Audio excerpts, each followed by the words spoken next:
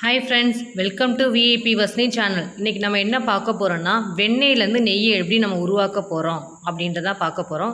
Last வரை skip பண்ணாமல் பாருங்கள், அப்போ தான் நான் எப்படி பண்ணுறேன் அப்படின்னு உங்களுக்கு தெரியும். அப்படியே சப்ஸ்கிரைப் பண்ணாதான் கொஞ்சம் சப்ஸ்கிரைப் பண்ணிக்கோங்க. பக்கத்தில் இருக்க பெல் ஐக்கானை கிளிக் பண்ணிட்டீங்கன்னா நான் போகிற வீடியோஸ் எல்லாமே வந்து சேரும். நெய்யை எப்படி உருவாக்கலாம் அப்படின்றத வாங்க போய் பார்க்கலாம். நான் டெய்லியும் பசும்பால் தான் வாங்குவேன். அந்த பசும்பால் வாங்குறத ஒரு வாரத்துக்குரிய ஏடு தான் அதில் எடுத்து வச்சுருக்குது. அப்படியே பால் காய்ச்சும் போது ஒவ்வொரு தடவையும் நமக்கு மேலே ஏடு படியும். அந்த ஏடெல்லாம் எடுத்து ஸ்டோர் பண்ணி வச்சுக்கிட்டு அதில் வந்து ஒரு வாரம் கழித்து நமக்கு இது வீட்டில் இருக்கிற அந்த கொஞ்சம் தயிர்னு சொல்லுவாங்க, அதை கொஞ்சம் நம்ம ஊற்றிக்கணும்.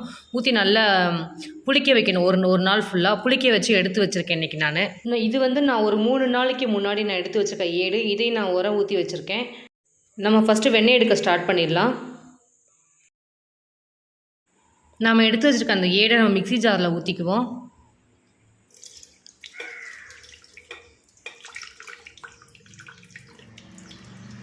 எல்லாத்தையுமே நம்ம போட்டுக்கலாம்.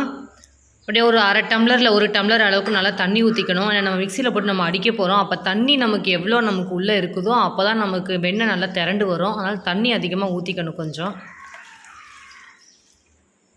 இதே மாதிரி நீங்களும் உங்கள் வீட்டில் செஞ்சு பாருங்கள். நம்ம வீட்டிலே செஞ்சு பார்த்தா நமக்கு தேவையான நெய் இதெல்லாம் நம்ம கடையில் வாங்க வேண்டிய வேலை இருக்காது. நம்ம வீட்டிலே நம்மளே பண்ணிக்கலாம். இப்போ நம்ம மிக்சியை மூடி வெண்ணெய் எடுக்க நம்ம ஸ்டார்ட் பண்ணிடலாம்.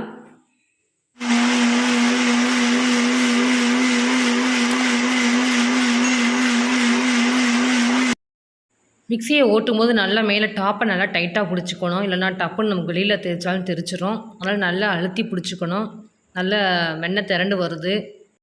ஒரு 2 நிமிஷம் அப்படி ஓட்டினா போதும், ரொம்ப ஓட்ட வேணாம். 2 நிமிஷம் அளவுக்கு நம்ம ஓட்டிக்கிட்டோன்னா நமக்கு மேலே திரி நமக்கு ஓட்டும் போதே நல்லா வெண்ணெய் மேலே வந்து நிற்கும். அப்போ நம்ம மிக்சியை நம்ம ஆஃப் பண்ணிடலாம். நான் மிக்சியை ஓப்பன் பண்ணி காமிக்கிறேன். இங்கே பாருங்கள் நல்லா வெண்ணெய் எப்படி திரண்டுருக்கு அப்படின்னு. இங்கே பார்த்தீங்களா, மேலே அப்படியே வெண்ணெய் நிற்கிது. இந்த வெண்ணெய் தான் இன்றைக்கி நம்ம நெய் காய்ச்ச போகிறோம்.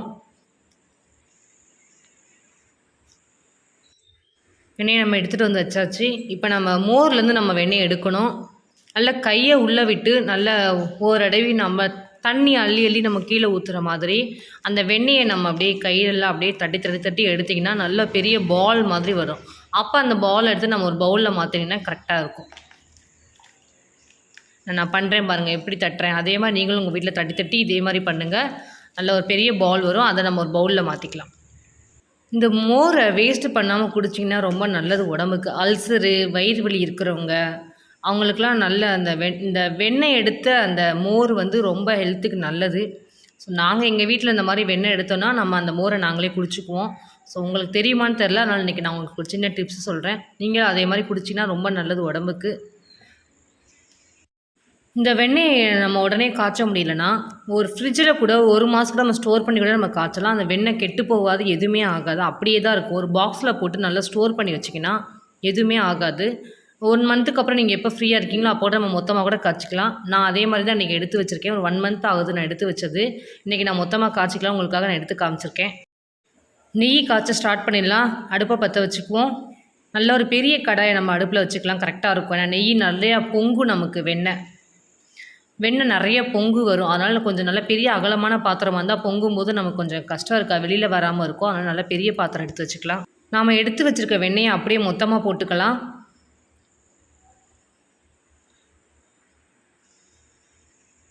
அப்படியே உருகிட்டே இருக்கும் லைட்டாக, ஒன்றுமே ஆகாது. நாம் எடுத்து வச்சுருக்க வெண்ணெயை வந்து உருக்கும் போது நல்லா 1 லிட்டர் இன்றைக்கி நெய் வரும் அப்படின்னு நினைப்போம். ஆனால் அவ்வளோலாம் வரவே வராது. போடுற வெண்ணெய்க்கும் நமக்கு கிடைக்கிற நெய்யுக்கும் சம்மந்தமே இருக்காது. பாதிக்கு பாதி தான் நமக்கு கிடைக்கும். இங்கே பாருங்கள், நான் உருக்கி காமிக்கிறேன். அதே அளவு தான் வரும்.